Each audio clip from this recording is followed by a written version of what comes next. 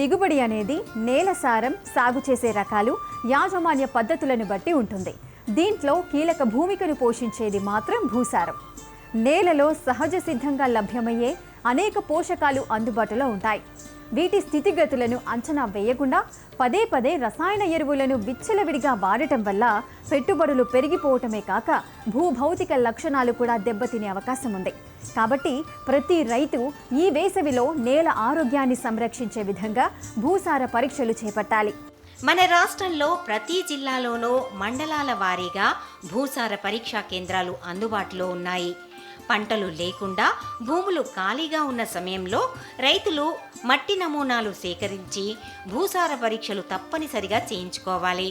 చాలా ప్రాంతాల్లో భూమిలో లభ్యమయ్యే భాస్వరం, పొటాష్ల శాతం ఎక్కువగా ఉన్నప్పటికీ రైతులు రసాయన ఎరువుల రూపంలో విచక్షణారహితంగా వాడటం వల్ల పెట్టుబడులు పెరగడంతో పాటు సాగులో సమస్యలు అధికమై రైతులు అనేక ఇబ్బందులు ఎదుర్కోవాల్సి వస్తోంది.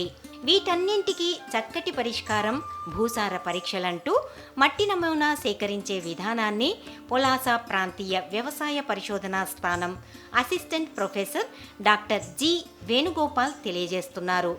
వారి మాటల్లో ఇప్పుడు తెలుసుకుందాం. మొక్కలు పెరుగుదలకు పోషకాలు అనేటివి అవసరం. ఈ పోషకాలు అనేటివి నేల నుండి గ్రహిస్తాయి. అయితే నేల లోపల పోషకాలు ఏ స్థాయిలో అందుబాటులో ఉన్నవి, అవి ఏ విధంగా ఉన్నవి అని తెలుసుకోవడానికి చేసేటువంటి పరీక్షనే మట్టి నమూనా పరీక్ష లేదా భూసార పరీక్షలు అంటారు. ఈ భూసార పరీక్షలు రైతు స్థాయిలో చేసిన తర్వాత మనము ప్రయోగశాలల లోపల మట్టి నమూనా పరీక్షలు చేయించి తర్వాత వాళ్ళకు వాటి యొక్క రిజల్ట్స్ని ఇచ్చిన తర్వాత వారు ఏ విధంగా వేసుకోవాలి, ఎరువులు ఏ విధంగా వాడుకోవాలనే దాని గురించి మనము ఈ మట్టి నమూనా పరీక్షలు మరియు సాయిల్ హెల్త్ కార్డ్స్ అనేటివి ఇస్తూ ఉంటాం. సో ఇక్కడ మనం జగిత్యాల కళాశాల లోపల మనకు చివరి సంవత్సరం విద్యార్థులు ఎవరైతే 3 సంవత్సరాలు చదువుకున్న తర్వాత చివరి సంవత్సరం విద్యార్థులు ఎవరైతే ఉన్నారో క్లాసెస్ లోపల నేర్చుకున్నటువంటి ఏవైతే పాఠ్యాంశాల్లో ఉన్నాయో అవన్నీ కూడా మేళవించి వాళ్ళు రైతుల యొక్క పంట పొలాల్లోకి వెళ్ళి వారు రైతుల నుంచి మట్టి నమూనాలు సేకరించి ఇక్కడ ప్రయోగశాల లోపల వారు నమూనాలు అనేటివి చేస్తూ ఉంటారు. సో ఇందులోపల ముఖ్యంగా మనము ఈ ప్రయోగశాల లోపల మనము 6 పోషకాలు అనేటివి ఉదజని సూచిక, లవణ శాతము, సేంద్రియ కర్బనము మరియు స్థూల పోషకాలైనటువంటి లభ్య నత్రజని, భాస్వరము మరియు పొటాషియం అనేటివి ఇక్కడ ఈ అనాలిసిస్ చేయడం జరుగుతుంది. సో దాదాపుగా ఉత్తర తెలంగాణ లోపల మనము వివిధ జిల్లాల లోపల కుమ్రంభీం, అస్వాబాద్, నిర్మల్ మరియు జగిత్యాల, కరీంనగర్ దాదాపుగా మనము గడిచిన 2 నెలల లోపల 250 వరకు మట్టి నమూనాలు సేకరించడం జరిగింది.